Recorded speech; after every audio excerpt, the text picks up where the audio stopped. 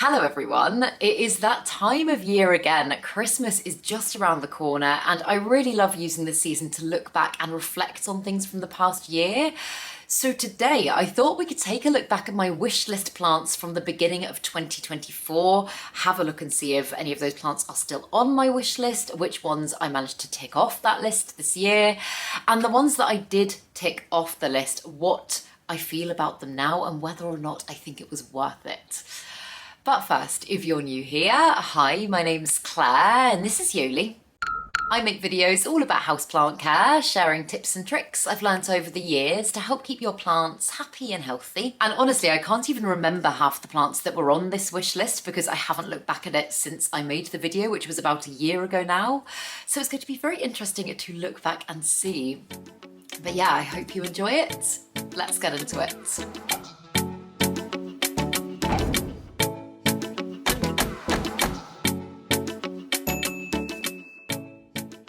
So I thought the best way to do this is if we watch back through my wishlist plant video together from this time last year, and then when we get to plants that I have acquired, I can bring them over and I can show you them and we can have a chat.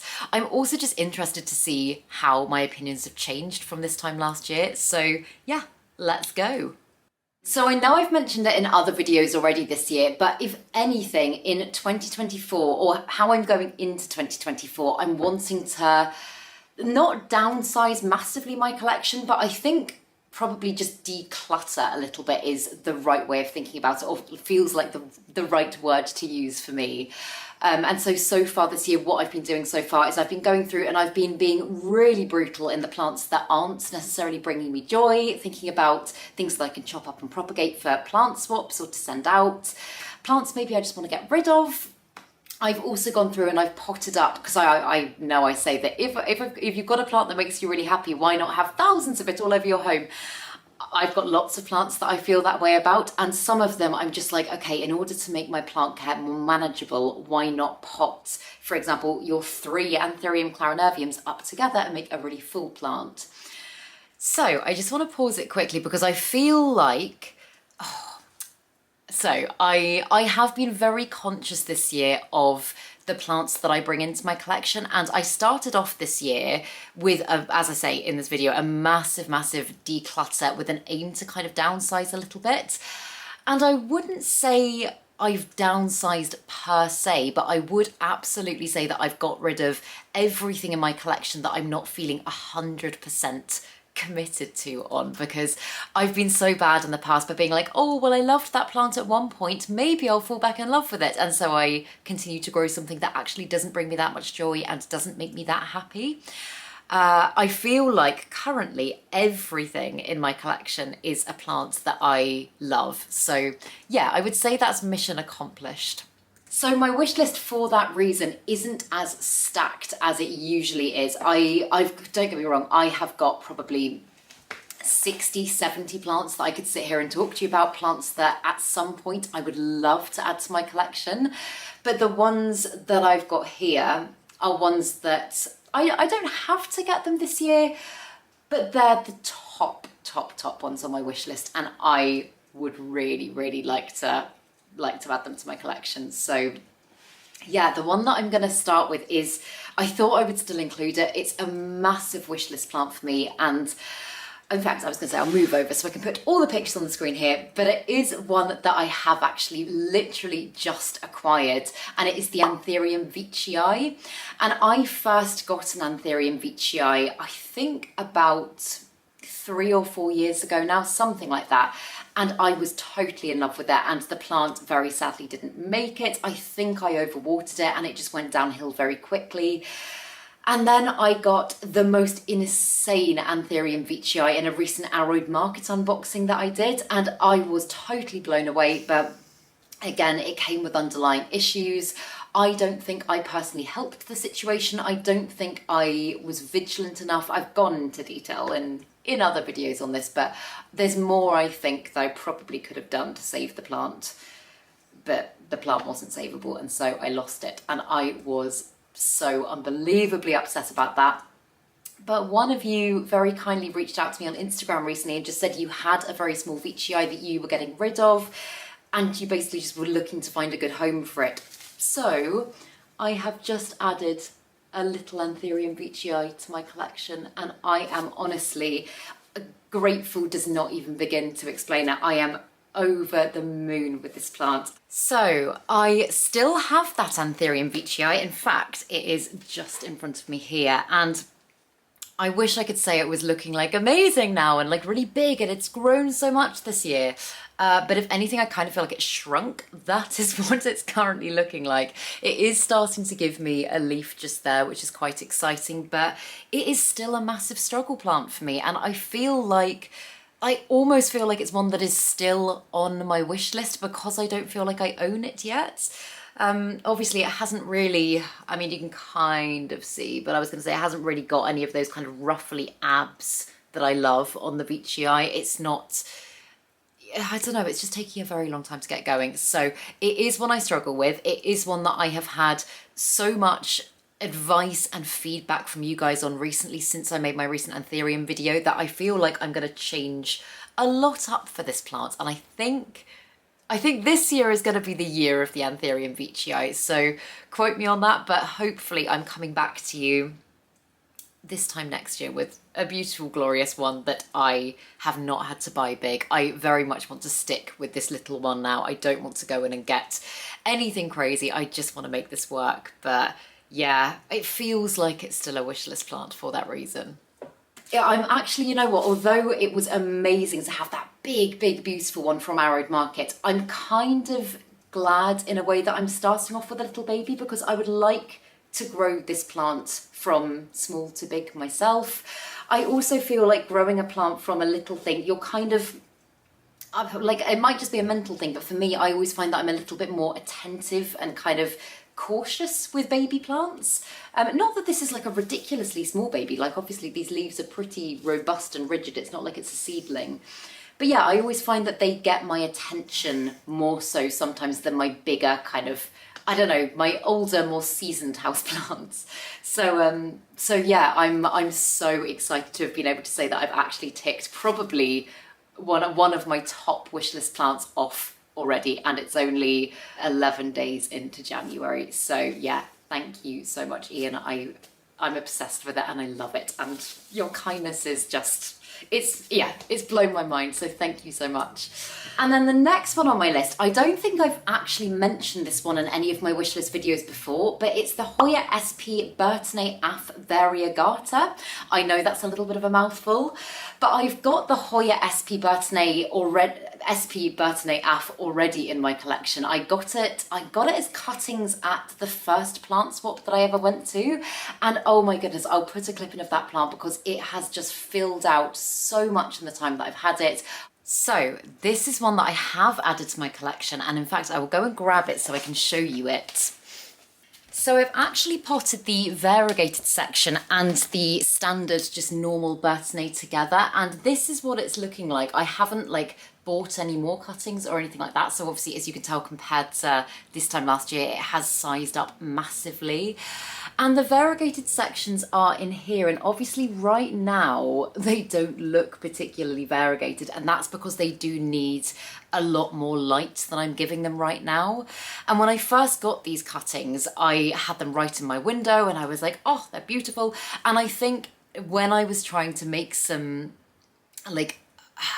tough decisions and combine plants to make my life a little bit easier when things started feeling a bit overwhelming, that's when I decided to fill this pot. And because, as I say, because then I did have to move it back from the window because this plant is so big and I didn't have space, that's when the variegation started to fade. So I'm really hoping that when I have some more space, I'll be able to give this plant the light that it deserves and the light that it thrives in, because although it's a Hoya that is very adaptable and is more than capable of surviving in lower levels of light, it doesn't thrive in the way that I would like it to be. And when I look at the pictures that I'm talking about with the variegated variety of this plant, I'm like, oh, again, it doesn't feel like I own it because I'm not bringing out the best in it. So yeah, that's a potential New Year's resolution. Find a way to bring out the best in this one. But nonetheless, I still love it as a plant. It's one of my favourite Hoyas, both the variegated and the non-variegated section. I think it's just lovely and I find it so easy and just such a joy to grow. So yeah, it's a great one. I've chopped and propagated. I've got so many sections of it propagating around my home. And I have said from the start that I don't know, I've just been really unexpectedly surprised by that one because it's just been a really, really rewarding Hoya to grow. And I don't know if I would have necessarily, just from looking at it, thought that before owning it. And the variegated version is just stunning. It's so beautiful. And I know it is one that sun stresses quite easily. And I'll put some pictures on the screen, but I've seen some beautiful sun-stressed ones that have got gorgeous kind of pinks running through them. It's very peachy variegation, and I feel like because I feel like I really know the SP burtoniae af as a non-variegated plant now, I feel like I am ready to kind of, I was gonna say up my Hoya game. I feel like I'm really ready to take on the variegated one. The other thing that you might notice with some of the plants on this list is that, and I mean, this actually isn't particularly intentional. I'll kind of talk you through it as we get to them, but I have, on the whole, tried to add slightly more lower maintenance plants to my collection in this video, just because, again, I want to feel like I'm really keeping on top of my plants this year. I don't want to feel like I'm struggling. I don't want it to be feeling like chores. I want to kind of strip it back a little bit and go back to how I felt when this just begun as like a really fun hobby that I'd occasionally do here and there. I know I've got completely obsessive about it, and don't get me wrong, I absolutely love that. I just want to tone it back a little bit so that I can focus more and give my individual plants more of the love and care that they need. 100%. I still massively, massively agree with that. And I think over the past year, I have been pretty conscious of the plants that I'm bringing into my home in regards to not bringing in too much at once that I think is going to be too much for me. Like, for example, I recently got a Musa Florida variegata, and that is a plant that I have wanted for so long, but I have heard from so many people that I really trust as like experienced, seasoned growers that that is a very difficult plant. So I was like, okay, if I'm going to get that one, I probably don't want to be bringing in loads of other plants that I'm also going to be struggling with at the same time, and just allow myself to kind of get used to one thing at a time. So on the whole, I would say most of the plants that I've got this year would be in the easier side of, like, if you're going to rank plants and put them from easiest to most difficult, I think most of them would be down the easy end. And for that reason, I haven't really, in fact, this year, I don't think I've really had any periods of burnout or like intensive burnout, which is amazing. I feel really proud of myself for kind of taking responsibility in that way a little bit in my collection, because there have been so many times over the years that I have just got myself so overwhelmed. I know I keep using the word overwhelmed, but I've piled on too much because at the time it seems like an easy thing, and then I've got myself into a bit of a rut, and I have temporarily fallen out of love with plant care. So I'm happy to say that that hasn't happened this year, I don't think. I can't think of any times that it has. I do definitely feel towards the end of last year there were lots of things that got overlooked, and then, as I say, I wasn't well over Christmas, and because I wasn't able to do plant care for a few weeks, I had a lot of casualties / deaths and things that just went very wrong, and I was like, oh, why do I want to be stressing myself out? So yeah, the Hoya SP burtoniae af variegata is also one that, if it's anything like the non-variegated one, will be a very, very low maintenance plant. As I say, although this is slightly reverted, but although this is a variegated section in here, I have found it literally exactly the same. I haven't found it to be any more difficult. I found it to be really adaptable. Often variegated plants can require like much higher levels of light. Obviously this one, although it was very white when I first got it, some chlorophyll has almost come back into the variegated areas, if that makes sense. Like, it does look much greener, and I guess that has therefore allowed the plant to be able to photosynthesize better in a lower light spot. So yeah, I found it easy peasy. Easy peasy. I think it's probably going to be one, because it is highly variegated, I think it's probably going to be one that is going to require higher levels of light, just because, as I've said before, the white variegation doesn't contain any chlorophyll, and therefore just means that the green parts of the plants will have to work doubly hard in order to photosynthesize. What am I saying? White parts of the plant cannot photosynthesize, and if it's got a high balance of white, which this one typically does, looking at the pictures that I've seen, then it will mean that it will require higher lighting levels, and that goes for all variegated plants. That was a mouthful. But then the next one on my list, I'm pretty sure, I don't know if I've mentioned this in a specific wish list video before, but I have 100% mentioned this plant time after time after time, because I'm obsessed with it and I love it. And I can't quite believe that I've got this far without adding it to my collection. But it is the Anthurium pallidiflorum, and I just think this plant is beautiful. Funnily enough, Ross doesn't get it at all, and I know it's completely each to their own. I know he's definitely not a planty person in the same way as I'm a planty person. He's just kind of started getting into plants, but he's like, why do you like it so much? As I say, different people do like different qualities of certain plants, and there's some that for me might look beautiful and for other people they won't, and vice versa.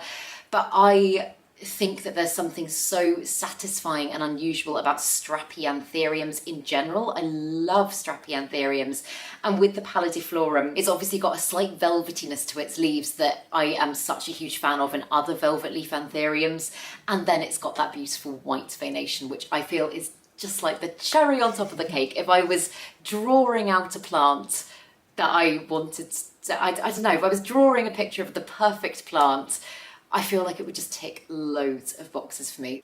Okay, I'm going to pause it there, because the Anthurium pallidiflorum is probably my favourite plant. It's one that I got very soon after filming this video, actually. I think I got it at the end of January, and I found a picture of it recently, and I'll put it somewhere on the screen so that you can see what it looks like when I first got it. But I think its biggest leaf was about that big, so it wasn't a teeny baby plant, but it wasn't huge. And I will grab it and I will show you it now, because oh my goodness, it has grown so much this year. In fact, I'm tilting the camera up so you can actually see, but this is my Anthurium pallidiflorum now. This is its most recent leaf that is still hardening off, and I think it's going to be about 1.5 meters, if not longer. It is absolutely crazy. If I hold it at my head and then tilt the camera down, you can see just how low this leaf goes. Isn't that ridiculous? But yeah, it's a plant that has brought me an unbelievable amount of joy this year. And as I said in that wish list video last year, or earlier this year, sorry, I don't know how I made it this far without getting one, and I really don't. It is just the apple of my eye. I love this plant more than life itself. I didn't realise quite how many plants I'd actually ticked off my list this year. This is 3 out of 3 so far. We're doing well. But yeah, let's carry on. Yeah, it's one that I've almost got a few times. I've looked on Etsy a lot. There's been a couple of times where I've almost bit the bullet and got one from houseplant shops online.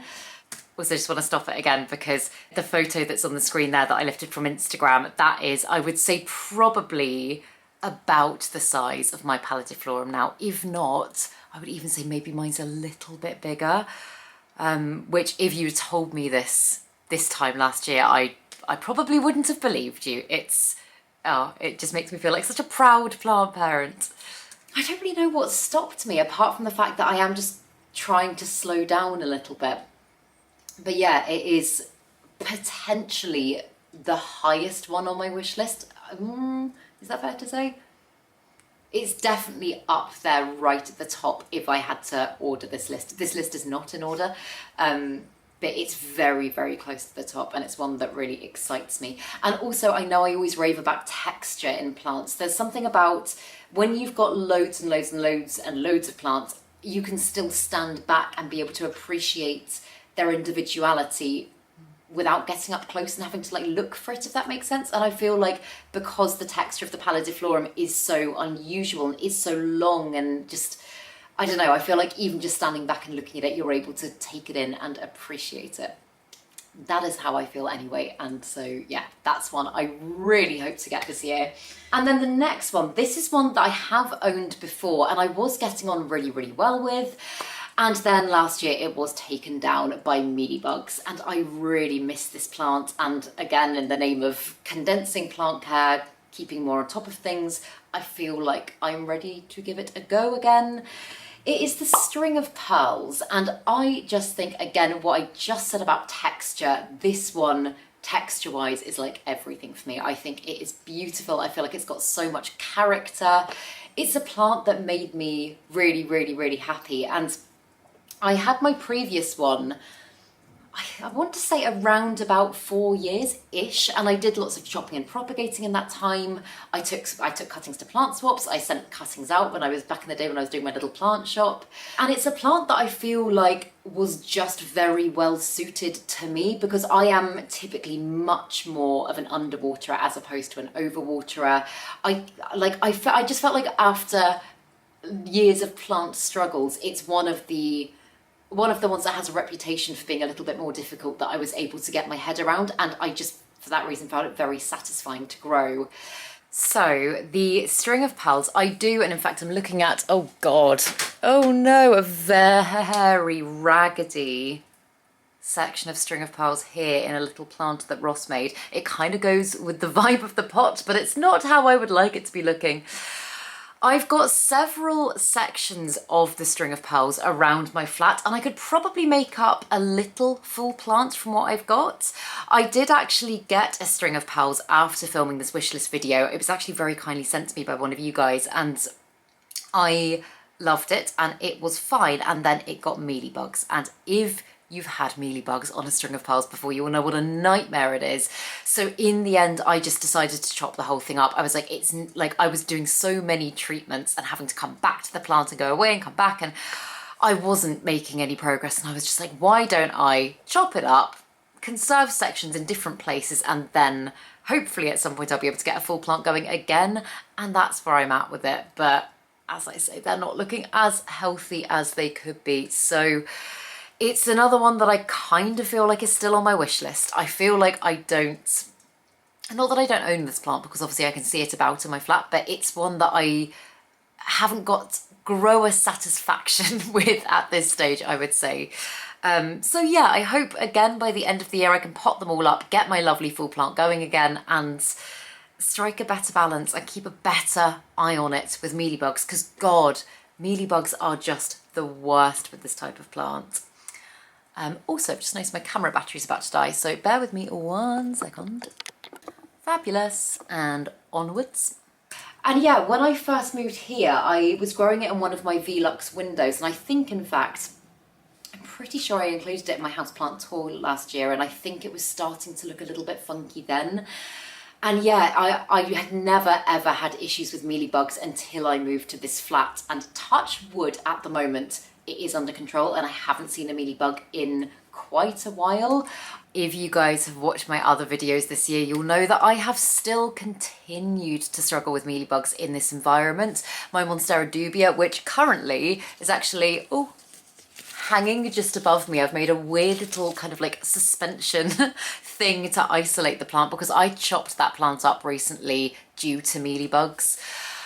It's just something that I'm dealing with. It's fine. It's like not an infestation, not at infestation level, but I just often just find the odd 1 or 2 here or there, and I just, oh, that was a big stretch, Yoli. Yeah, I'm just conscious that I don't want them bringing down any more plants. So even when it's possible, I'd like to space my plants out a little bit so they don't all have to be touching. Because I think obviously with any pest, as soon as all of your plants are crammed together, that's when things spread very, very quickly. So yeah, but rest in peace, string of pearls. I'm really, really hoping that that is the last of them now. But they got into my string of pearls, and oh my God, if you've had mealybugs in a string of pearls, then you will know the pain, especially if it's a very, very full plant, which mine was. It was just near impossible to get them all gone, and I ended up like dunking the whole thing into alcohol, and I just couldn't find a way. I could not find a way. I chopped the plant completely up. And it just wasn't savable, and I was so sad. And again, I think there's probably more that I could have done. I think if I'd had a little bit more, if my attention hadn't been so spread on like hundreds and hundreds of other things that were also just happened to be going wrong mealybug wise at that time, I think I probably could have done, as I say, more for that plant and even potentially saved it. And again, this is why I'm having a little bit of a reset in my collection this year. But yeah, it is a very low maintenance plant, and it's one that I have just really enjoyed growing. I really do miss having it in my collection. It feels very strange not having a string of pearls. And so yeah, I would like to get, I know like I absolutely could hop on Etsy and just get myself some cuttings or something, but I think I'd like to get just like a very small plant, maybe like a 10 centimetre plant or something like that. And I'd like to attempt to grow it back to how mine was before I moved here, because it was beautiful and full and long, and yeah, I just really like it. I really like it, and I feel like that's a very achievable one. I also think because it's a very slow grower and because it's very low maintenance, it ticks several of the boxes that I'm trying to fill in terms of my collection this year. So yeah, that is high up there. Oh, and then this one, oh, I didn't know whether or not to include this one because this is one that has been in wishlist videos before, and it is also a plant that I've owned previously, and I again didn't get on very well with it the first time I owned it, and I wasn't sure whether or not to put it on this wish list, and I'm gonna include it. But it's the Schismatoglottis veitchii, and it's beautiful. It's such a gorgeous plant, and I loved my previous one when I had it. It got spider bites and things went downhill from there very quickly. And the only reason why I was contemplating potentially not having it on my wish list this year is just because it is a pretty high maintenance plant in my experience. I know I haven't owned one for years and years and years, but for the kind of 6-8 months that I owned it previously, I did find it to be a little bit of a drama plant, and spider mites was kind of like the final straw, and that's where it all tumbled down from there. So this is one that is still on my wish list. I was going to say as well, I will be making a full up-to-date wish list video probably in the next couple of weeks. But this is one that is still on my wish list, and I did not add back into my collection this year. I did get the Schismatoglottis SP Silver Borneo, so same genus but different species. And you know what? That one has been a walk in the park. I've got it into semi-hydro, and that has just made my life so easy. It's living happily in my cabinet. And so I feel a lot more confident now than I did this time last year, thinking about taking that plant on and yeah, trying again, because as I say, it did terrify me a little bit because I'd had such a bad experience with it and pests. I have noticed that this one, the SP Silver Borneo, that one also is quite susceptible to spider mites. I have encountered spider mites on that plant, but not so bad that I couldn't deal with it. So yeah, I want to get this plant in 2025. But I do have, in fact I've got several down here, but I've got several Calatheas in my collection, and in fact even my Orbifolia here I have had struggles with this year. I've had to chop that one right back. And although the Schismatoglottis is not a Calathea and it's not in the Calathea family, it does behave very similarly for me to Calatheas. And I think that for the time being, while I'm trying to simplify and while I'm trying to keep things less stressful, it's probably one that I should hold off with. But it is one that I think is so gorgeous. If I was doing this on looks alone, it would be like the top of the list because I think it's amazing. I love the shape of its leaves. I love the kind of, I don't know, it's got almost like zigzaggy, not variegation, like, oh well, yeah, there's pictures on the screen. I'm not looking at a picture right now, so I'm bad at explaining this, but I like how it kind of, it almost looks like it's been painted. I just think it is such a stunning plant, but I don't think it particularly aligns with what I feel I need in my plant collection at the moment. So that one is on my wish list, but I'd say probably at the bottom for those reasons at the moment. And then, another one that was also on, has been on my wish list for a while, and I feel like this is probably a good practical one to have on my wish list this year, is the Scindapsus tricolor. And I've gone on about how beautiful I think this plant is in previous videos. I think the variegation on the tricolor is just out of this world. It's not, I don't know how you describe its variegation. It's not blister variegation, but it's almost like army variegation, and I don't think that's an actual term. Kind of like camouflage. Yeah, God, I still, like, looking at the picture of this plant, I still really, really want this Scindapsus. It's one that I haven't thought about quite so much. Quite so much as maybe I did when don't get me wrong, I still very much want to get this one at some point. But I think the desire to go out and get this plant is maybe not quite so strong as it was when I made this video. So yeah, it's one I haven't added to my collection. I have kind of had a look about on Etsy and eBay and stuff, and in fact I was bidding on one for a while on eBay. I obviously didn't win that bid, but yeah, if I encountered it for a good price, I would definitely not say no. In fact, I would welcome it with open arms, but it's not one that I'm yearning for in the same way as I was this time last year. But again, it's like it's been spattered with a paintbrush, and I think it's just amazing.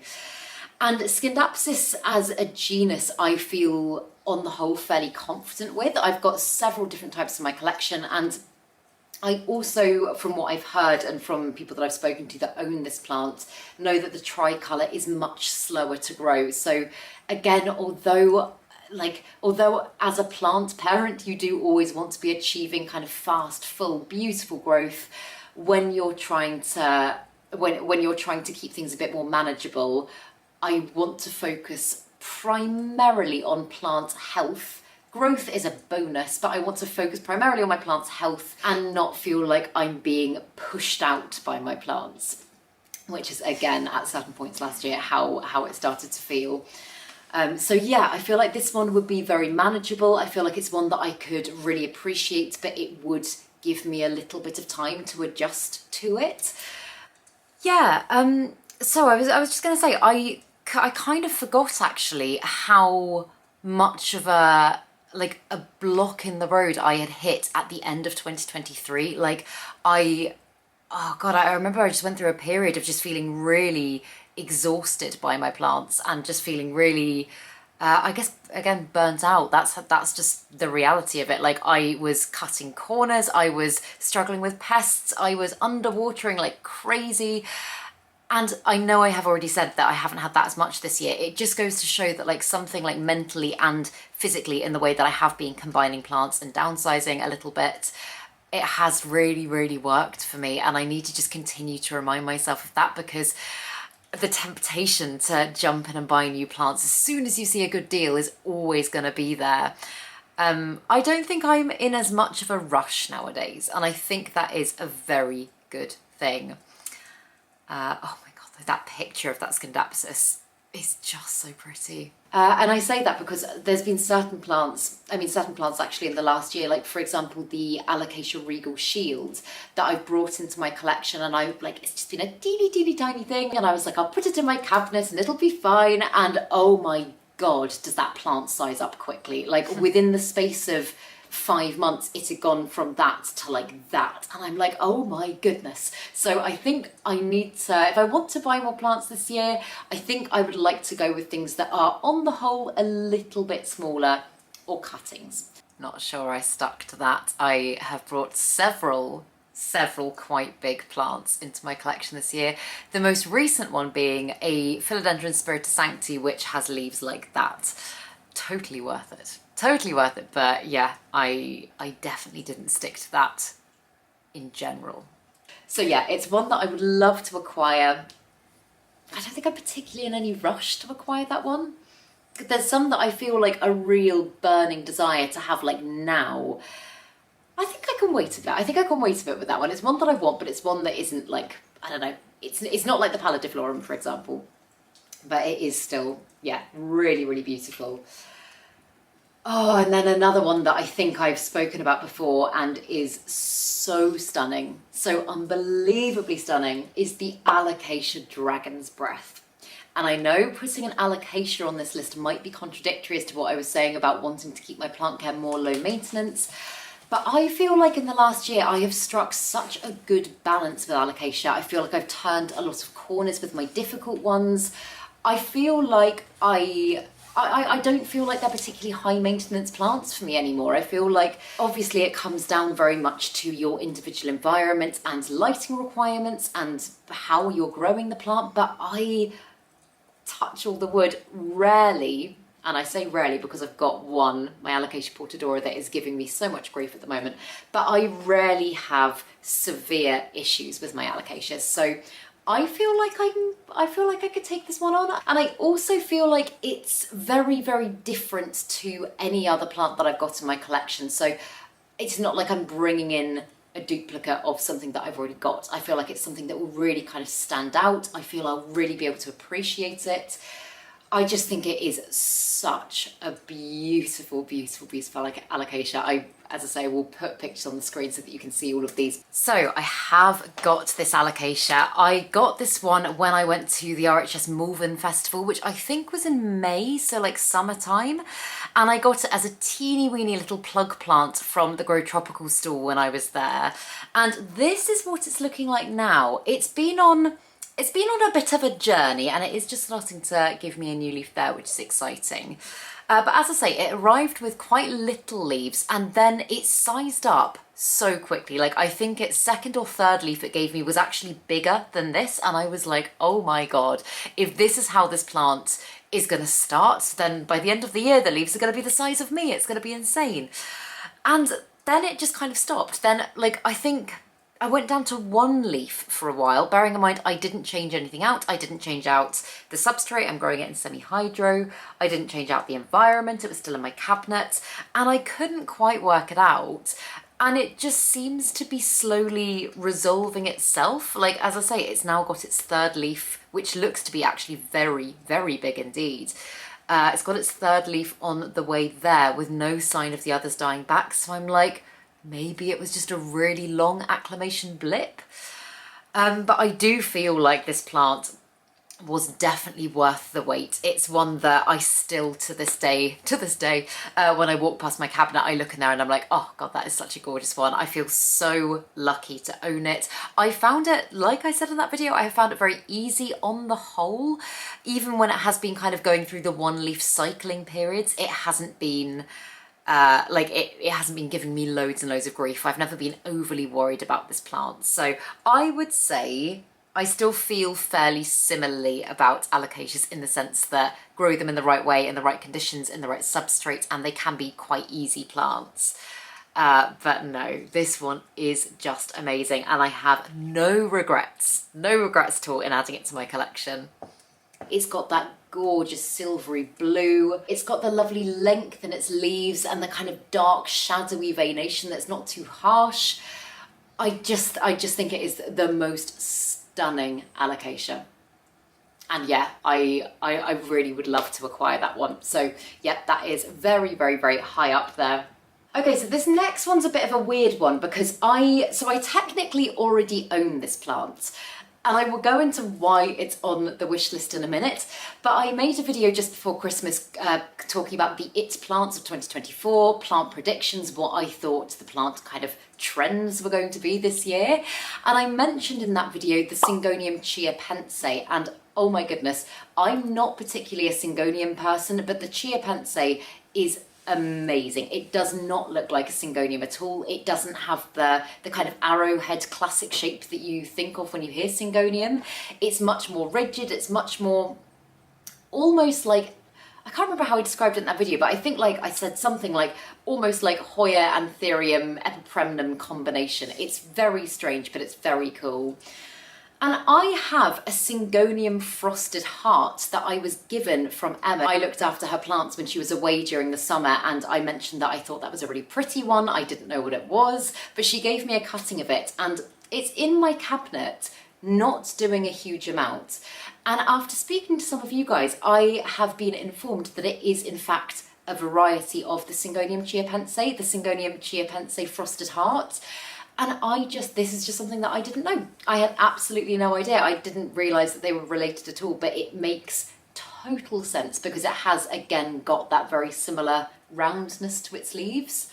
So I do have the Syngonium chiapense, and in fact it's in front of me, just behind the camera, so I will just grab it Oh, there we go.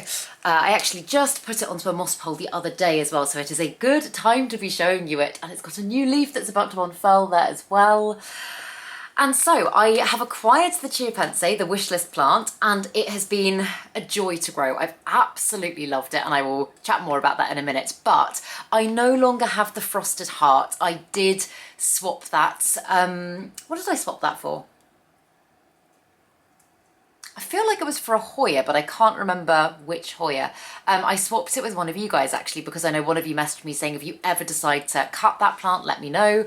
And I just wasn't loving it. And especially when I then got this chiapense, I was just like, I prefer this one so much, and all in the name of kind of conserving everything that I've got in my collection and really appreciating everything, I decided to swap the frosted heart. And I don't actually have any regrets with that. I haven't looked back and gone, oh God, I really wish I had that plant. So good decisions. But no, I got this one again from one of you guys at the Bristol plant swap. And it's been on the whole really easy, really easy and really fast to grow. You might be wondering why in that case it's not bigger, because I think I've had this plant for 6 months or so now, and it's just because I basically neglected it quite badly, and it was in my cabinet and it just dried out, and I had to chop it right back and essentially restart it from nothing.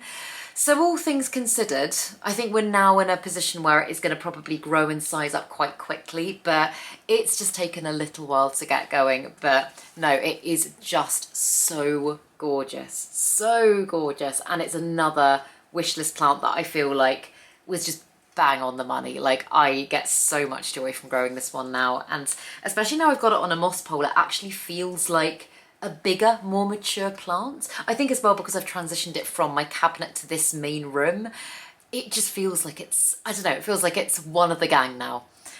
So yeah, I love it, love it. And I'm really excited that I've got that plant, but I also feel like because, and this again, complacent, lazy, not having enough time to actually focus on individual plants, I haven't done enough digging into what this plant could look like, what this plant actually likes. I think I just heard Syngonium and I was like, cool, stick it in a cabinet, root it, put it in some semi-hydro, it'll be fine. See, even there, the way I'm talking about that plant, I can tell that the frosted heart, that variety of it, the one that's on the screen, I can tell that I wasn't in love with it even then. I really wanted to be, but no, it was the pure chiapense, or the green chiapense that I was holding out for. And yeah, the plant is doing fine, but it's not doing what I know it is capable of doing. So my goal for this year, I would like to add just like a standard Syngonium chiapense to my collection as well. But seeing as I've got the frosted heart, my goal is to just really work on bringing out the best possible potential in that plant so that I can get it looking like some of the ones that I see when I look up the Syngonium chiapense, because oh my God, it's just incredible. And compared to what mine currently looks like, I don't feel like I own that plant at the moment, hence why it is on my wish list. So yeah, I guess that's one that I have ticked off already without even knowing it. And like I keep saying, that just to me echoes why I need to go a little bit more minimal in what I bring into my collection this year, because the fact that I had this plant and I didn't even know, I think says a lot. And yeah, I now feel very grateful that I own it. I need to be able to, I need to take some time and go through and look at plants that I'm not that familiar with. I need to properly research them. I need to do all of the things that I was doing when I first started getting houseplant crazy. I remember, and this is going to sound so sad, or maybe it won't to some of you that maybe also do this, but I remember I would sit up for hours and hours and hours in bed at night, and I would research plants and I would watch other people's videos on them. Even if I didn't have the plant, I just wanted to kind of educate myself and learn, and I did that because I genuinely found it really fun, and I was a little bit of a plant nerd without realizing. But it is something that really brought me a lot of joy, and I think now that I make content on plants a lot, and I absolutely do learn by trial and error. That is something that, like, that's the biggest way that I've always learned with plants. But I've stopped doing as much research as I used to, and I feel like that's something that I would like to continue this year. So actually, it's funny I should say that. I mentioned this in a video the other day, and I said, that I feel like I'm so in my head with things, and there's loads of experiments and there's loads of like fun planty projects that I've been saying for such a long time I want to do, and things that I want to try out and kind of practically learn from and discover new things, and I am not doing enough of it. And I know it's so easy to blame lots of other things, but I do honestly feel like the space I'm in at the moment is full. Like, it is ridiculously full. To like try and set up a whole new planty experiment or something with different plants, I'm like, I just don't have the room for it. I really don't, because I'm essentially growing the majority of my plants out of one room. We have got some plants in the bedroom. I've put a few of my big ones, like a few of my big succulents and cacti and stuff like that through there. But on the whole, I would say 95% of my collection is in this space, and I don't have any more space, so I'm planning on having a really, really big shift up in January, hopefully quite early in January. So I'm going to rethink a lot of things like that then. And then I hope the spark and the excitement around learning and playing with my plants a bit more will be there, if that makes sense. Because yes, I relate to last year Claire here, and I don't feel like I've done that as much as I could have done this year. Yes, Syngonium chiapense and Syngonium chiapense frosted heart on the wish list and have acquired. And then another Alocasia that I'm really, really keen to get at some point is the Alocasia sarian. And I got a corm of this plant at the last plant swap, and I'm so sad the corm has rotted. It started to root, it started to sprout. Everything was looking so positive, and then I checked back in there when I did my big cabinet clean out recently, and I saw that it had rotted, and I'm really, really sad because I was so excited about that. But the Alocasia sarian is a hybrid plant. It's a hybrid between the Mitchellitziana, which is commonly known as the Friedeck, which in fact, I was gonna say I've got just there, but I'm not gonna attempt to pull down and show you because I'll probably take the whole shelf over. It's a combination between the Alocasia Mitchellitziana and I believe the Alocasia zebrina, because it's got the beautiful kind of stripy zebrina stems, especially when it's juvenile. And I just think it is the most amazing combination of two plants that I absolutely love, and I would be so happy to own that type of Alocasia. So this is an Alocasia that is still so high up on my wish list. I really, really want this one. I know a couple of people that grow it and do actually struggle with it, and it's funny that, because I often find, and I've said it before, but I often find that hybrid plants tend to be a little bit more resilient and hardy and just easier in general because they've got two different gene pools from parent plants as opposed to just one. But I've just known that a lot of people get stuck in the 1 or 2 leaf club with it, and because it's quite stretched and quite upright, it can be, I'm trying to think of the word, I guess just a bit sparse looking. Which obviously, looking at the pictures that I've included here, you do not see at all. These are all beautiful, lovely, full social media plants, a lot of the time that are not reality. But it's gorgeous, isn't it? It's just so gorgeous. I love those ruffly leaves. So yeah, I would, in fact, I thought I got another corm of this plant. I completely forgot about this. I thought I got another corm of this plant, and it took ages to sprout, and when it finally sprouted, it was a purple sword instead of a sarian. And the person that had given it to me, my friend, she was like, oh, I'm sure it was that. She had several, and I think she had several in the same prop box or something, and I was gutted. So yeah, who knows, hopefully I might be able to acquire this one in 2025. And it's one that I've never grown before, so I'm very, very excited to give it a go. Typically also hybrid plants do tend to have a little bit more resilience to pests, disease. They just tend to be a little bit more robust in terms of environmental needs, environmental requirements. And so again, although I know I was just saying that I feel like I've kind of turned a bit of a corner with Alocasias in the last couple of years, and I feel much more confident with them, I do also feel like this would be one that may just naturally be a little bit easier. Maybe, I don't know. As I say, I haven't owned one before, but it just incorporates all of the elements that I love about the Mitchellitziana and the zebrina. I think it, like the white veination, the dark dramatic leaves, the kind of robustness that the zebrina has that the Mitchellitziana doesn't have so much. I really like that it's a little bit more kind of beefy in that way. Yeah, I think it is just so stunning, and I think it's a really fun plant.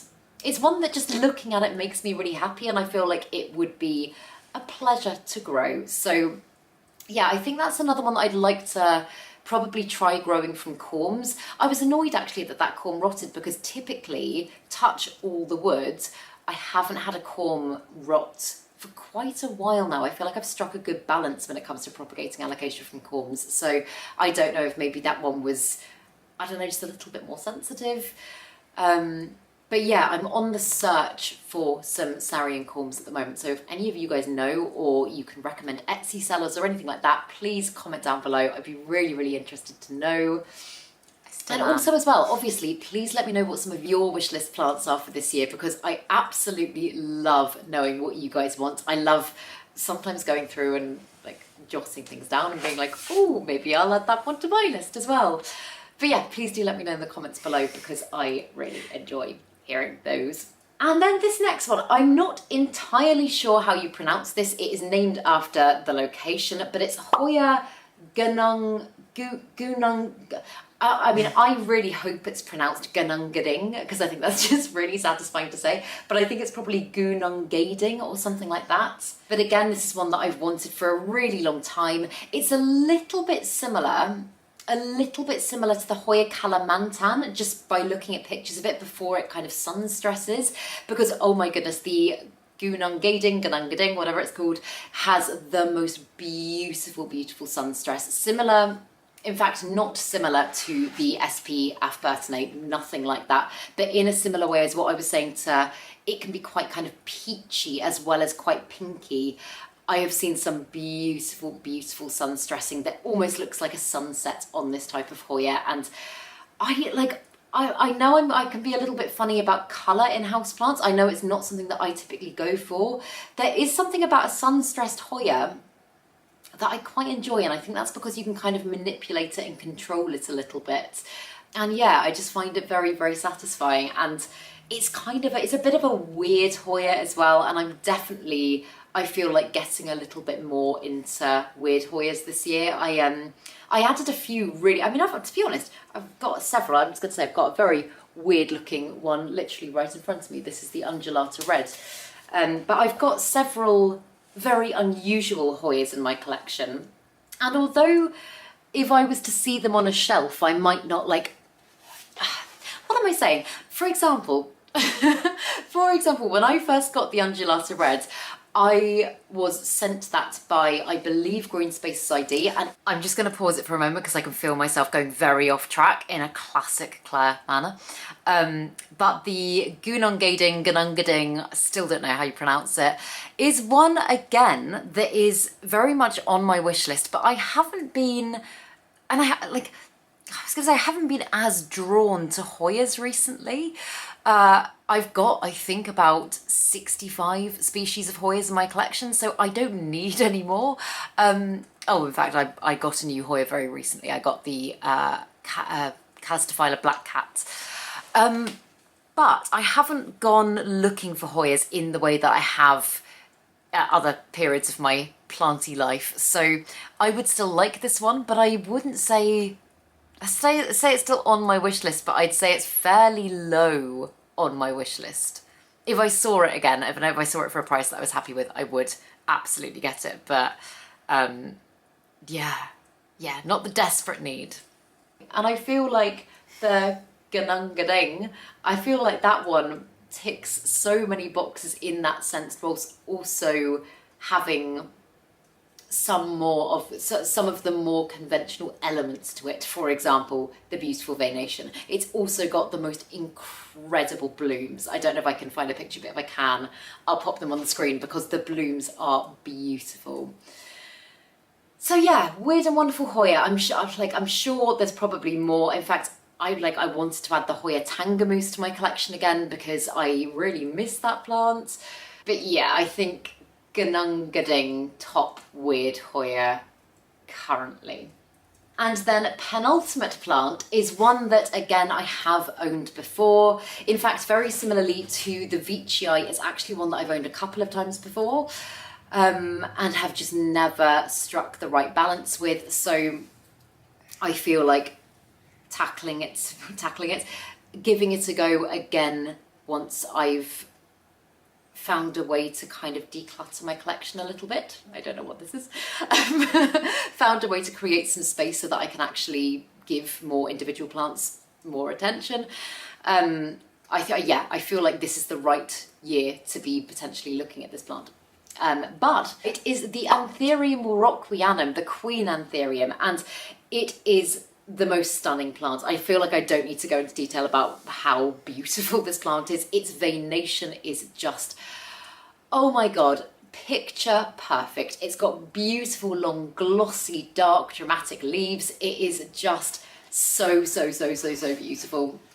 And the first time that I had the Anthurium waroqueanum, I got it from a very dodgy seller. It rotted away to nothing very quickly, and that time I don't think that was my fault. It already looked like it was on its way out when it arrived.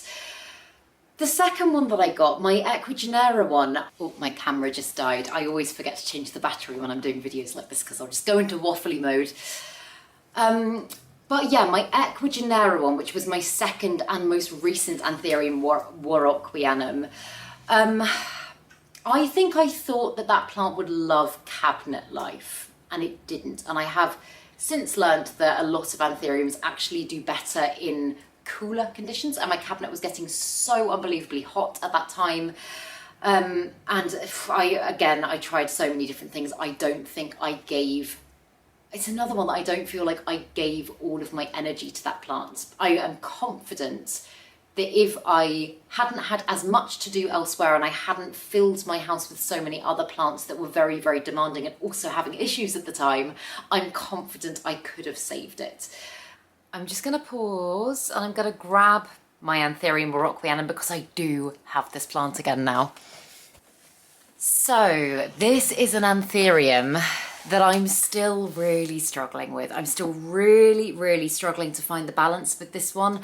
It's got these two leaves here that are looking a bit battered and a little bit crispy and unhealthy, and it is putting out a new leaf, so I'm intrigued to see how I get on with that one. But I know I say in this video that if I didn't overwhelm myself with loads of difficult plants, then maybe I'd have the dedication to get to know this one better and I have really tried this year with this plant, and I'm just still not quite there. I absolutely want to and will crack it. I'm determined to crack it. But I just haven't struck a balance that I have found consistently keeps the plant happy. When it's given me new leaves, the leaves have typically looked really lovely for up to about a month, and then I'll start to notice things go wrong. And the last thing that actually went wrong was its big beautiful leaf that it had that I had to chop back recently. That one got pests, and I went away and I came home and it was just covered in thrips. I sprayed it with isopropyl alcohol and things just went very downhill. I'm also looking at this leaf thinking, should I remove it? I don't know. But yeah, so I have got my work cut out with this plant and I've still got a long way to go, but it's one that I really want to keep trying with. Like occasionally if I don't get a plant and it's just stressing me out, I'll be like, you know what, it's not worth the stress. I think this one will be, so I'm very much sticking with it. And I will let you know again this time next year when I'm hopefully sat here with a big beautiful one. I'll let you know how I get on.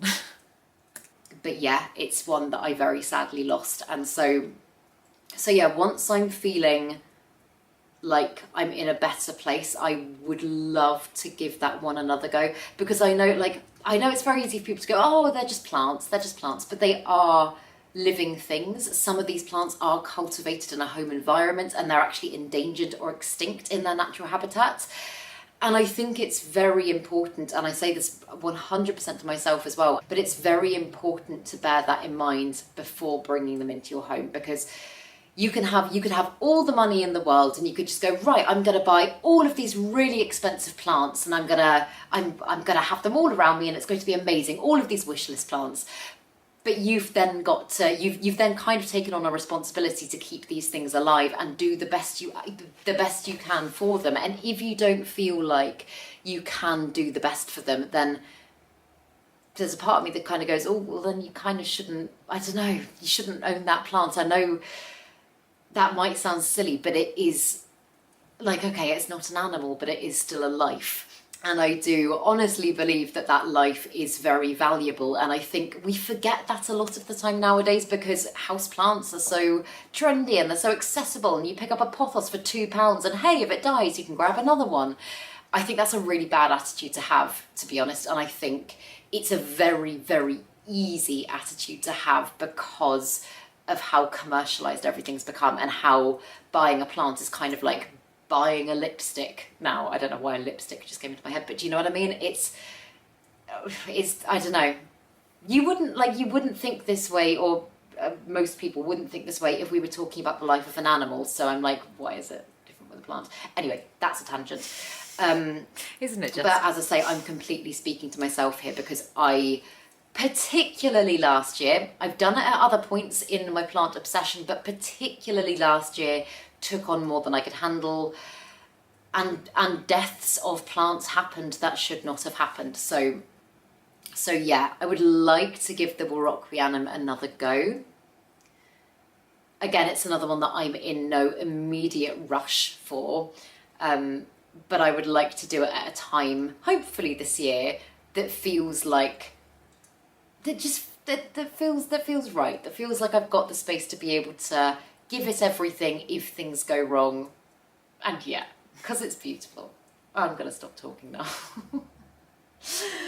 Oh, but the final one is a Hoya, and this is another one that's been on my wish list before. And it's a much more, and I was just talking about weird and wonderful Hoyas. I feel like this one is more conventional and pretty, but it is the Hoya Nova Ghost. And I love silvery splashy Hoyas. Like, I am obsessed with my Wilbur Graves. I want more silvery splashy Hoyas. The silver dollar, there's so many that I have got on my wish list, but the Nova Ghost right now is probably up there at the top of the splashy silvery ones that I want. I say splashy silver, they're not always splashy silver, they can be solid silver as well, which again I love. I think it's beautiful. And I've just never owned, bar the Wilbur Graves, I've never owned a Hoya like that. And I really enjoy growing Hoyas. I feel like I keep on top of them pretty well. I feel like they're very easy plants.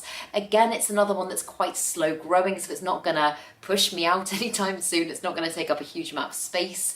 I feel like because it's slow growing and fairly low maintenance as well, any new growth on it will be just very rewarding, very satisfying. And yeah, I've wanted it for ages, and I feel like that is one that I 100% would take on right now, and I don't think it would like tip me over the edge.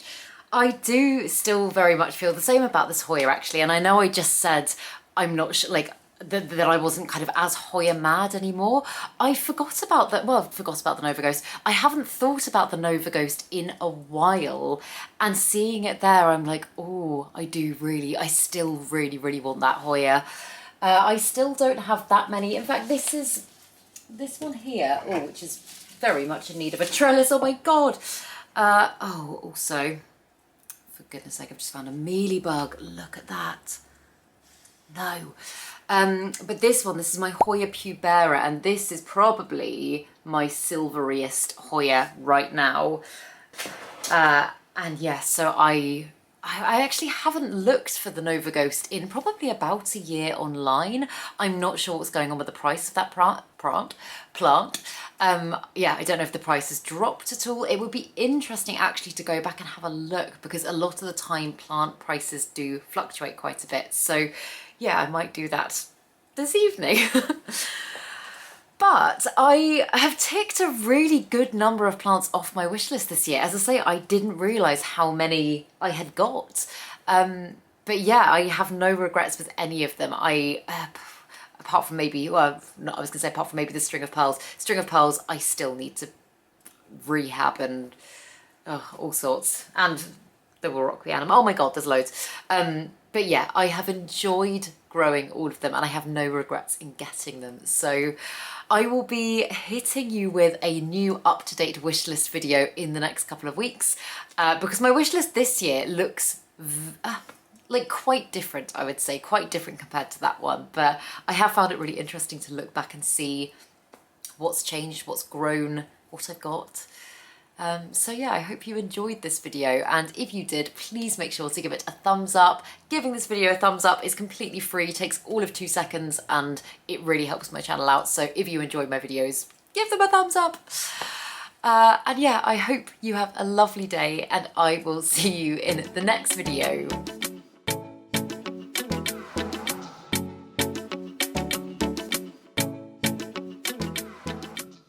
Stay sexy, plant lovers.